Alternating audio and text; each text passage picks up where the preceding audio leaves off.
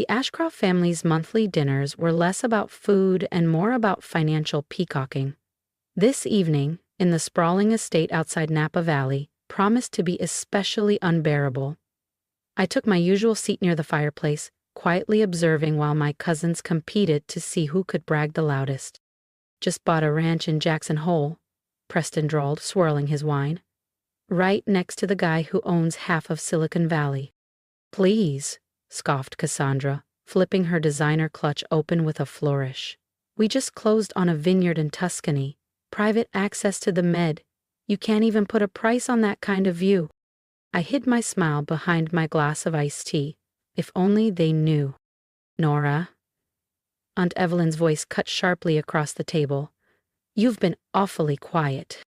Preston leaned in, his faux sympathy dripping. "We were just wondering about your living situation." And there it was. "What about it?" I replied, setting down my glass. "Thith cramped duplex in Portland," he said. "Still renting, right?" "The one on Alder Street?" Cassandra added, feigning surprise. "Didn't know people our age still rented." I nearly laughed. The Alder Street complex was my company's first commercial acquisition, under West Pine Holdings. To them, I was a struggling tenant. In reality, I was the owner. "I liked the space," I said evenly. "You're 35, sweetie," Evelyn added with a patronizing smile. "It's time to grow up. Buy something real." "Real?" "Try a $1,800,000,000, 0 cents portfolio of multifamily buildings, commercial towers, and yes, Ashcroft Plaza, the very property they gathered in monthly. 6 months ago, I acquired it discreetly through a private equity arm they'd never trace back to me." "I've managed just fine," I replied. Preston smirked. "You can't even afford a mortgage." I leaned back and let them talk, because soon the lease renewal would come across their desks, and guess whose name would be on the letterhead? Dad finally glanced up from his wine glass.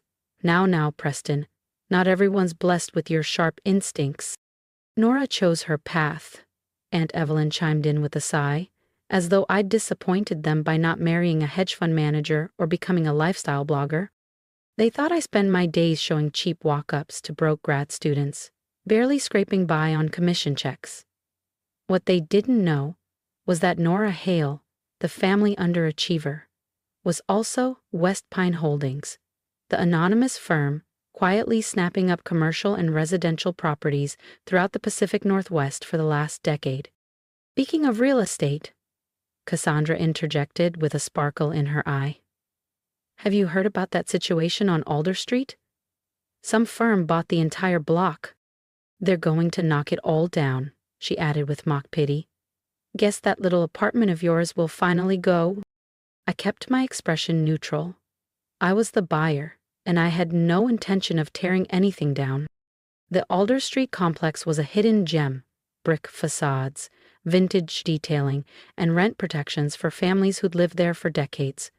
I was deep in a historically respectful renovation. "Really?" I asked. "Hadn't heard." "Well, of course not," Preston smirked. "Deals that size are way out of your league." "If you get booted," Evelyn said brightly, "you can always move back into the guest house. We'll help you find something more respectable. Maybe even someone respectable." "I'm happy," I said flatly. "And so is my landlord." Cassandra gave a tight laugh. "You can't live a small life forever, dear. Hale used to mean something in this state." It still did. Just not the way they thought. In real estate circles, West Pine was synonymous with ethical growth and tenant-first investing, the antithesis of my cousin's flashy developments that bulldozed communities for clout. "Actually," Dad said, setting down his glass, "this meeting's partly about business. The board's worried about the new owner of Ashcroft Plaza." I tilted my head. "Oh, West Pine Holdings bought a majority stake 6 months ago," he said. "No one knows who they are. Possibly a foreign investor." Preston nodded. "Has to be. These tycoons love legacy properties." If only they knew that their feared mystery investor was sitting right here, in a thrifted cardigan and scuffed boots. "And now," Dad continued, "they're asking tough questions, especially about our accounting practices. Creative accounting, like the way Preston borrowed from the building fund to finance his Jackson Hole retreat, or how Cassandra labeled her luxury handbags as client engagement expenses. I am sure it's nothing serious, Aunt Evelyn said, her pearls twitching with unease. The Hale name still means something. That's just it, Dad cut in. This Westbine person doesn't seem impressed by names. They've ordered a full audit. I watched the shift ripple across their faces. Panic, tightly veiled behind designer smiles. An audit would uncover more than just questionable expenses. It would crack their whole game wide open. Maybe Nora could help, Cassandra said suddenly, her tone sugary. She works in real estate, doesn't she? Maybe she knows someone at the management company. They all turned to me at once. Just like that, I was no longer an embarrassment. I was potentially useful. I mostly work with smaller residential clients, I said smoothly. Nothing on the scale of Ashcroft Plaza. For God's sake, Preston snapped, you can't even help your own family? Mom gave him a warning glance, but her silence said enough. Even Dad was back to scrolling, uninterested in defending me. They had no idea how helpful I was about to be. Just not in the way they hoped. Tomorrow morning, Westpine Holdings would release a public statement. Effective immediately, Ashcroft Plaza would undergo major operational reform. No more shadow budgets, no more nepotistic contracts, no more charging the building like it was a family credit card. I glanced around the penthouse. Artwork bought with maintenance funds, couches tripled their listed price, fixtures installed by Cassandra's husband's firm with bloated invoices. Anyway, I said, rising and brushing off my jeans, some of us have early mornings. Cassandra smirked. Off to show more rent-controlled studios? I slung my worn leather bag over my shoulder. Inside, the board briefing, legal filings, and renovation proposals worth more than anything in this room. "Oh, Nora," Aunt Evelyn called sweetly. "Next time, maybe dress more like a Hale. Appearances matter." I smiled. "Don't worry," I said. "Tomorrow I'll look exactly like the Hales expect." They just didn't realize I was already the one running the show. If you've been quietly rooting for Nora all along, don't miss what happens when the boardroom doors open. Subscribe to the channel so you're the first to see how the family reacts when they realize the nobody they dismissed now holds the keys to everything. The next morning, I stood in my real office. An entire penthouse floor overlooking downtown Portland, and prepared for the moment I'd planned for over a year. My assistant Layla walked in briskly, setting a cappuccino beside my laptop. "The Ashcroft Plaza board is already seated," she said. "Your family got here early, trying to charm the independent members." I smirked, imagining Preston and Cassandra working the room in desperation. Audit packets? All printed and distributed. The forensic team uncovered even more than expected. She paused. "Are you sure you want to go through with this? Once they know, there's no turning back." "They need to learn," I said quietly, "that legacy isn't a license to abuse power." I turned to the glass, catching my reflection. Gone were the jeans and cardigan. Today I wore a deep navy Altuzarra suit. Sharp lines, soft strength. The kind of look Aunt Evelyn used to dream I'd wear to meet a husband. Instead, I'd wear it to dismantle their house of cards. "The ownership announcement goes live in 20 minutes, Layla added. "Once it hits, you'll be unmasked." "Then let's begin," I said, picking up my briefcase. The Ashcroft Plaza boardroom hushed as I entered. My family was clustered at the far end, unnerved, underdressed, and visibly rattled. "Who are you?" Preston barked. "This is a private meeting." I calmly placed my briefcase at the head of the table. "I'm Nora Hale," I said, "founder and sole owner of Westpine Holdings, the company that owns this building and several others your family leveraged illegally." Evelyn turned ghost white. Cassandra's lips parted, but no sound came. My father's hands tightened on his pen. "Nora?" he breathed. I nodded. "Good morning." I opened the briefcase and began sliding audit reports across the table. "Shall we review your financials?" "This is insane," Preston stammered. You're just—" "What?" I asked. The black sheep? The renter? The woman in consignment clothes? Cassandra blinked. But you show apartments. I work, I said simply. And I built something real, with integrity.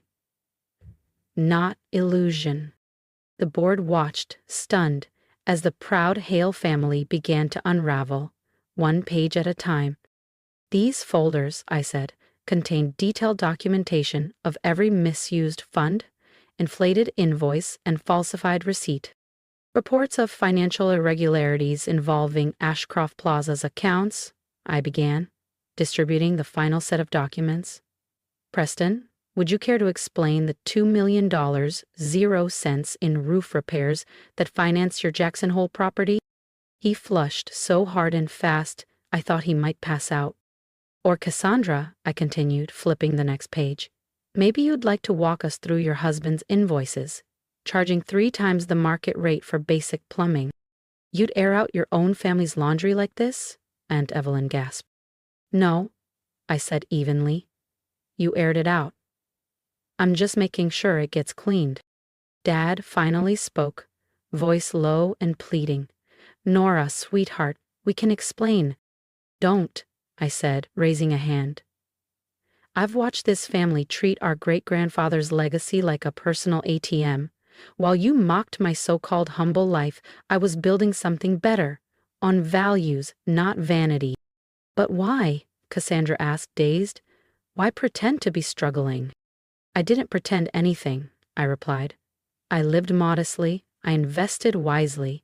You assumed wealth had to be loud. The Alder Street building, Preston said, stunned. You really live there? I own it, I corrected. And most of the block. And no, I'm not demolishing it. Because some of us care about people, not just returns. Suddenly, phones around the table buzzed. One board member looked up, reading from his screen. Westbine Holdings reveals CEO's identity. Nora Hale, a strange member of the Hale family, confirmed as owner of $2 billion, 0 cents, real estate portfolio. Evelyn fumbled her phone. Ranked among top ethical developers, she muttered. Historic preservation. Tenant protections. This will ruin us, Cassandra whispered, pale. No, I said firmly. This will save you, from yourselves. Effective today, Ashcroft Plaza will operate transparently. No more shell games, no more sweetheart contracts. And if we don't comply? Preston tried to sound bold, but his voice trembled. I smiled. Then I'll pass these reports to the authorities. I'm sure the IRS would find them enlightening. Silence thickened. What do you want? Dad finally asked. I want you to remember what the Hale name meant. Before all this, I met their eyes one by one. Great-grandfather built communities, not just profit margins. I stood gathering my papers. You have a choice. Work with me to restore that legacy, I said evenly, or find somewhere else to live.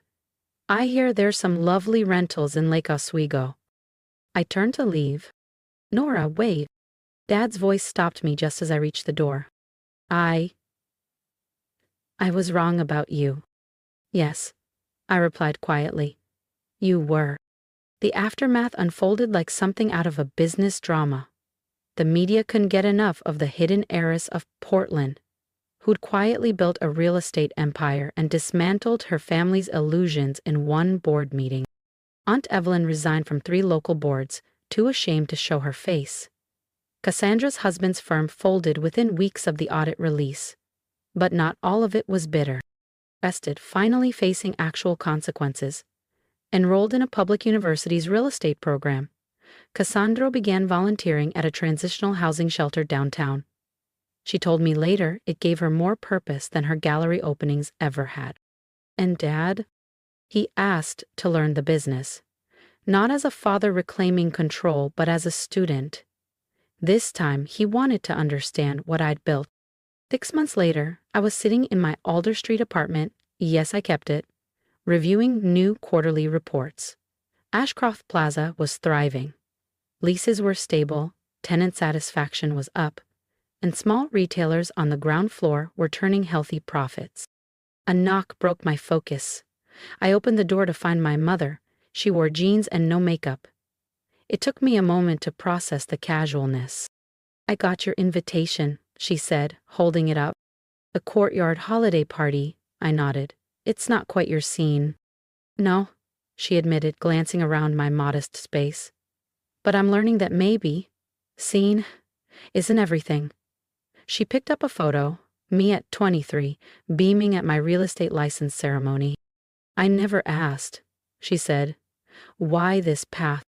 "Because I wanted to build something real," I replied, "not just buy it and flaunt it." "And now," she murmured, "you control more than all of us." "I do," I nodded. "But control isn't the goal. Purpose is." She looked at me seriously. "Will you teach me?" "Come tonight," I said. "Meet the families who've lived here for decades. Listen, that's where legacy begins." Later, I stood by my window, watching lights twinkle across Portland, the city I'd quietly made mine. Ashcroft Plaza glowed in the distance, no longer a monument to greed, but a symbol of restoration. Below me, the Alder Street building buzzed with quiet life. Its brickwork, original wood beams, and garden courtyards were preserved with care. My phone pinged with new messages: partnership offers, speaking invitations, acquisition deals. West Pine Holdings was in high demand now. But I kept my schedule humane, my routine grounded. Success, to me, wasn't about outshining my past. It was about building something that mattered, something that would last. Sometimes the person they pity becomes the one they must learn from. And sometimes the best kind of triumph doesn't roar, it endures. A week later, at the Alder Street holiday party, I stood by the garden fountain, watching my family acclimate to a world they once dismissed. Mom sat beside Mrs. Lopez, a tenant here for 38 years, listening with genuine interest. Preston helped string lights with Mr. Keller, our World War II veteran and longest-term resident. Cassandra laughed beside a table of kids icing sugar cookies. Slowly, they were learning. Real wealth isn't in what you can flaunt, it's in what you preserve, what you share, what you elevate. Dad joined me near the cocoa table. "You know," he said, "your great-grandfather believed buildings should shelter hearts, not just wallets." I nodded. I found his old ledgers, handwritten notes about protecting tenants. We forgot that. He looked at me, not like a daughter who'd gone off track, but like someone who'd carried the torch he'd dropped. "You could have ruined us." "It's never the point," I said, watching a little girl twirl under the fairy lights. I wanted to build something that would outlast me. And sometimes, the greatest success isn't in proving them wrong, it's in offering them a better version of right. If you've ever been underestimated, overlooked, or quietly counted out, then maybe you see a little of yourself in me. I didn't set out to prove anyone wrong. I just wanted to build something real, something that couldn't be taken away because it was rooted in values, not vanity. If my story moved you, I'd love to hear your thoughts. Drop a comment below. What would you have done in my shoes? What have you built in silence while others doubted you? Let's talk about it. Let's give each other credit for the quiet work, the long nights, the tough choices. And if you're facing a moment like I once did, when the world expects nothing from you, don't shout louder. Just build stronger.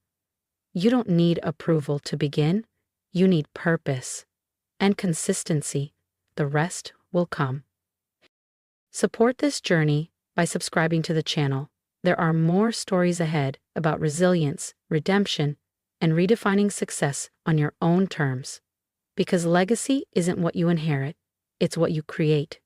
And sometimes, the best revenge is not revenge at all. It's becoming exactly who they said you couldn't be. So, subscribe, stay with me, and let's build something that lasts.